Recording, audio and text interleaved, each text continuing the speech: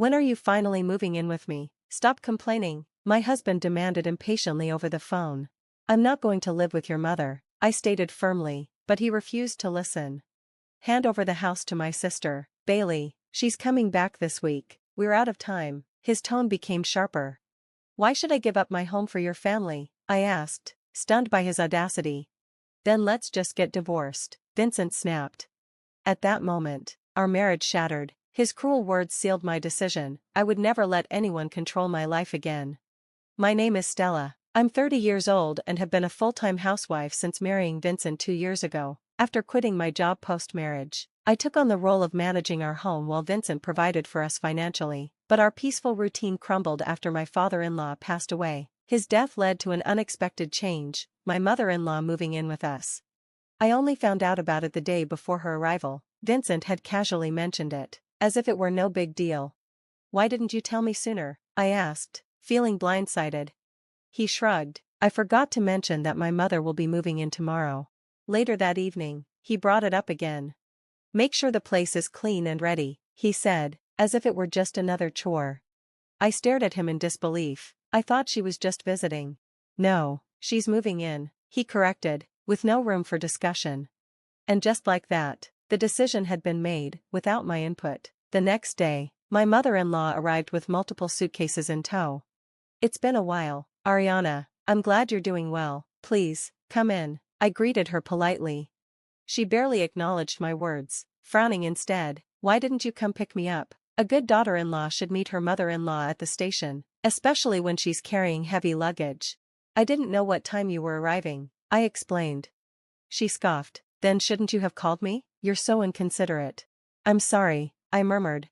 She clicked her tongue. Some daughters-in-law are just useless. From that moment on, she made it clear that I was unwelcome in my own home. Once Vincent left for work, her endless criticisms began. Why are you just sitting there? The dishes aren't going to clean themselves, and the laundry should have been done this morning. That's common sense. I'll get to it right after the dishes, I assured her. She huffed. Wrong priorities. In my house, laundry is done right after breakfast. Your parents never taught you basic responsibility? No matter what I did, she found fault with it. Even when I followed her instructions to the letter, she always had something to criticize. Living under her constant scrutiny was unbearable. That's when it hit me. I had a way out. My father had recently retired and moved to the countryside, leaving me the house he once owned. It wasn't far from our apartment, and Vincent and I had previously discussed moving there someday. Now, I wanted to move as soon as possible. That evening, I brought it up. Vincent, can we talk? What is it? He asked. Remember the house my father gave us? What do you think about moving there? We did talk about moving someday, but why now? He questioned.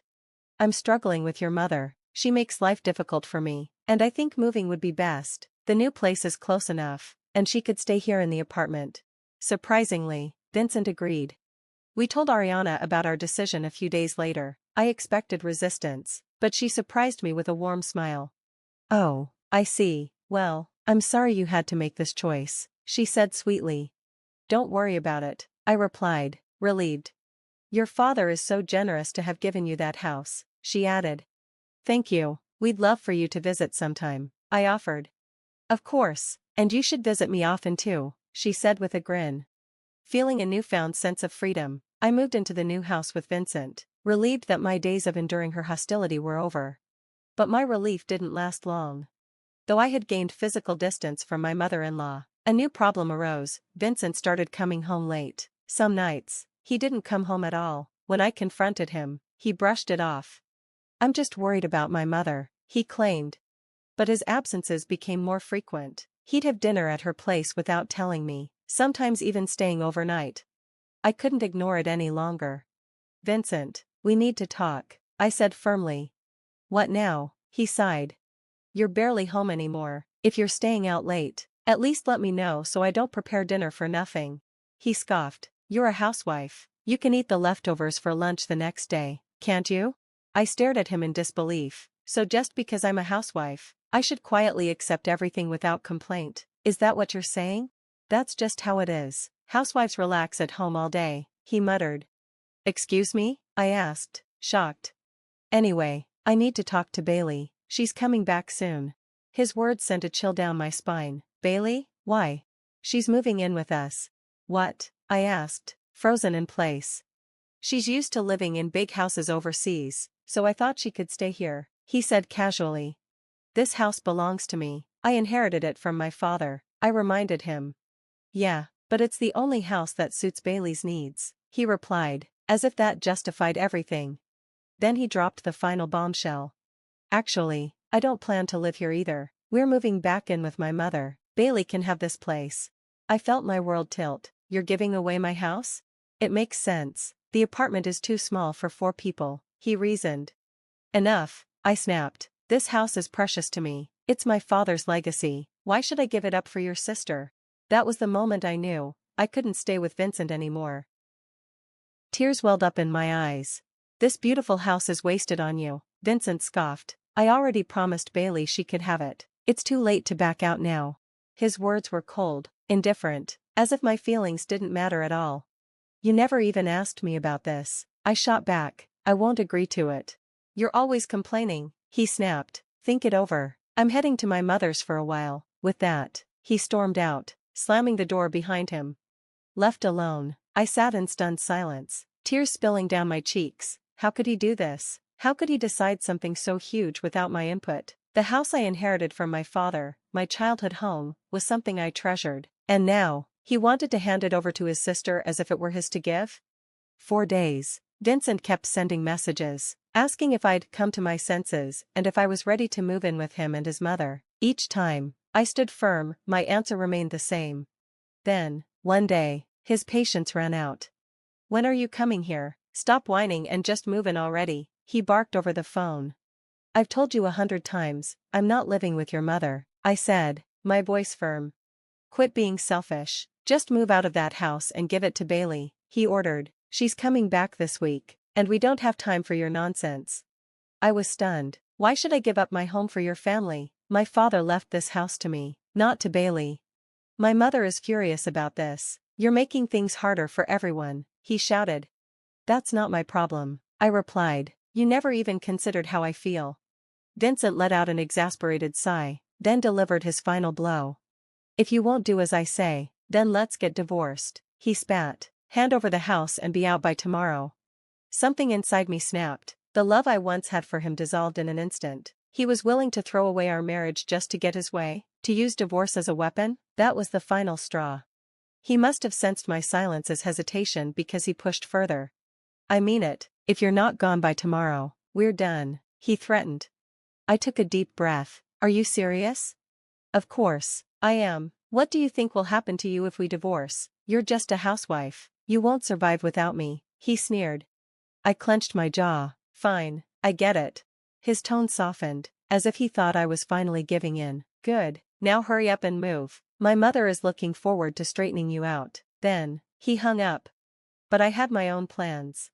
That night, I reached out to my father, who had always supported me. Together, we put things in motion.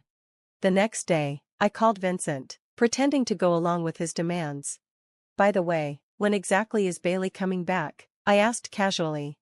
Tomorrow. Why do you care? He asked, suspicious. I just find it interesting. If she's made so much money from stock investments, why does she need this house? I said, my tone dripping with sarcasm. TCH, you don't get it, he muttered. Anyway, make sure you're out by today. Oh, don't worry, I've already moved out. There was a brief pause, then, he chuckled. I knew it. You don't actually want a divorce, do you? You realized you can't survive on your own. But this is where things change, I continued. What do you mean? He asked, suddenly wary. We're still talking because we're still legally married, I said, but now, I'm the one considering divorce. His confidence faltered. Wait, what? You told me to move out, so I did. I'm no longer in that house. He scoffed. All right, so where did you go? My parents' countryside home, I said simply, and I have no intention of coming back. There was silence on the other end. Then, he burst out. Why didn't you tell me that sooner? As long as Bailey gets the house, it doesn't matter where you go. That's the thing, I said smoothly. If you want the house, it'll cost you $1,400,000. His sharp intake of breath was almost satisfying. What? I put the house up for sale. If Bailey wants it, she can buy it. You can't be serious, he stammered. I am. The house is still under my father's name, and he agreed to sell it. The market value is $1,400,000. He lost his temper. How dare you do this without asking me first? This is unacceptable. I don't need your permission, I shot back. We're getting divorced anyway. You're just a housewife. You can't survive without a husband, he snapped. I'd rather struggle alone than be trapped in a life controlled by you and your mother. He tried a different approach. Bailey is coming back soon. I need her financial help, you know that. So? I asked indifferently. If she gets that house, she'll help me out. Then tell her to buy it. She doesn't have that kind of money, he admitted, panic creeping into his voice. Then that's her problem, I said coolly. I had no more patience for his excuses. Did you really think you could scare me into giving up my house? That I'd bend to your will just because I was a housewife? Let's just calm down and talk this through, he pleaded. I am calm, I replied. It's you who's panicking. I won't let you or your family control me anymore. You and your mother can enjoy your miserable little life together. Goodbye, Vincent. And with that, I hung up. I blocked his number, contacted my lawyer, and filed for divorce. The legal process took time, but in the end, the court ruled in my favor. Vincent was forced to pay alimony, while still struggling to support his mother. Bailey, furious that she didn't get the house, left the country again. Meanwhile, I built a new life. I moved to the countryside, where peace and happiness awaited me. I found a clerical job through a neighbor and, for the first time in a long while, felt truly free. This was my fresh start, and I was never looking back.